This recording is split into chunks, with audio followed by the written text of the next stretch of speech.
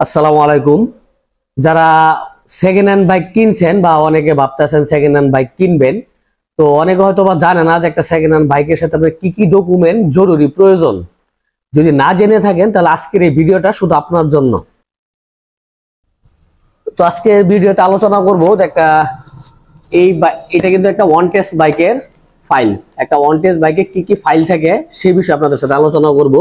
যে আসলে একটা সেকেন্ড হ্যান্ড বাইক যখন কিনবেন, যদি শোরুম পেপার যেটাকে বলে যে ওয়ান টেস্ট রেজিস্ট্রেশন করা নেই, যদি ওইরকম কোনো বাইক কিনেন তাহলে সর্বপ্রথম যার কাছ থেকে কিনবেন তার কাছ থেকে এরকম একটা পেপার চাই নেবেন। এটা হচ্ছে শোরুমের সেল রিসিট বলে, যেটাকে বলে মানি রিসিট বা মেমো, শোরুমের মেমো। তো এই মেমোটা আগে চাই নেবেন। এটার অর্থ হইতেছে এখানে কিন্তু কিনার ডেটটা লেখা থাকে, মালিকের নাম লেখা থাকে বা মালিকের ফোন নাম্বার দেওয়া থাকে, বা কত টাকা দিয়ে কিনা হয়েছে, কোন শোরুম থেকে কিনা হয়েছে, এই মেমোর মাধ্যমে এটা জানতে পারবেন আপনারা। তবে এটা যদি না থাকে তেমন জরুরি কিছু না, না থাকলে ফাইল আবার সমস্যা হবে না বা আপনার রেজিস্ট্রেশন করা নিয়ে কোনো প্রবলেম হবে না, বাইক কিনতে পারবেন। এটা না থাকলে তেমন জরুরি কিছু না, কারণ এটা অনেকে কি হয়, এটা প্রথমে বাইক কেনার সময় দেয় শোরুম থেকে, পরবর্তী যখন এই ফাইলটা তুলতে যায় তখন কিন্তু এটা শোরুমে ফালায় রাখে আইসা পড়ে। ঠিক আছে, তো এরপরে যে বিষয়গুলো আপনি লক্ষ্য রাখবেন ভালো করে, সেই বিষয়টা হলো আমি দেখাই। দেখেন এখানে কিন্তু অনেকগুলা পেপারস। এই পেপারসের মধ্যে সর্বপ্রথম আপনি দেখবেন আপনার চালান ফরম, যেটাকে বলে চালান ফরম। এটা হচ্ছে যে এই বাইকটা কেনার সময় সরকারকে যে ব্যাট দেওয়া হয়েছে এটাকে বলে ব্যাটের কাগজ। এই কাগজটা দেখবেন। তো এখানে কিন্তু দেখেন ব্যাট, সরকারের ব্যাট পাইছে এই বাইকটার মধ্যে 23,850 টাকা। 23,850 টাকা কিন্তু এটা ব্যাট পাইছে।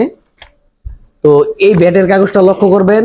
তারপর দেখেন আরেকটা বিষয়, এখানে কিন্তু আপনার এই যে দেখেন নীল কালার একটা কাগজ দেখা যাচ্ছে, এটা কিন্তু অনেক সময় অনেক শোরুমে থেকে চেঞ্জ হয়, কালারটা চেঞ্জ হয়, বাট এটা থাকবে। এই কাগজটার নাম হচ্ছে চালানপত্র বা মূসক, এটাকে বলে মূসক।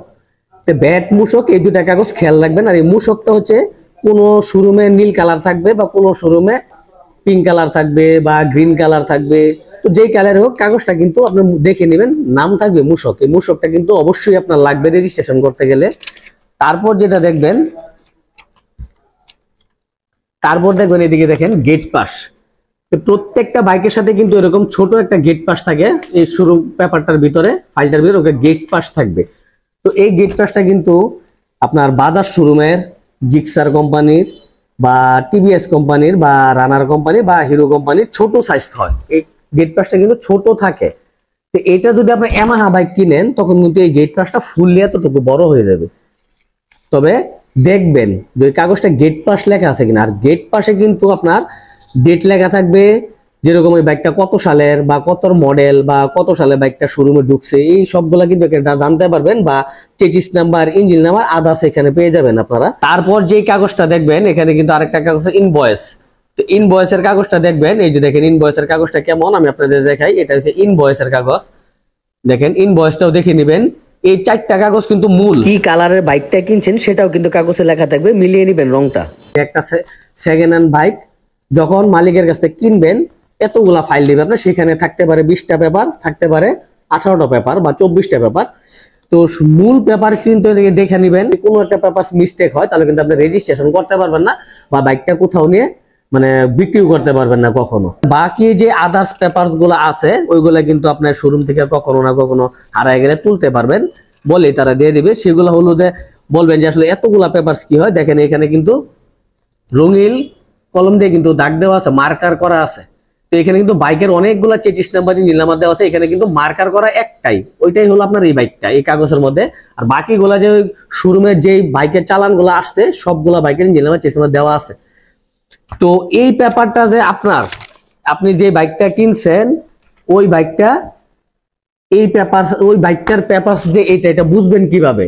এটা বুঝবেন আপনি দেখবেন এই পেপার গুলার মধ্যে সব জায়গায় আপনি চালানে বলেন বা আপনার ওই মূসকে বলেন বা গেট পাশে বলেন, সব জায়গায় কিন্তু একটা ইঞ্জিন নাম্বার, একটা চেসিস নাম্বার দেওয়া থাকবে।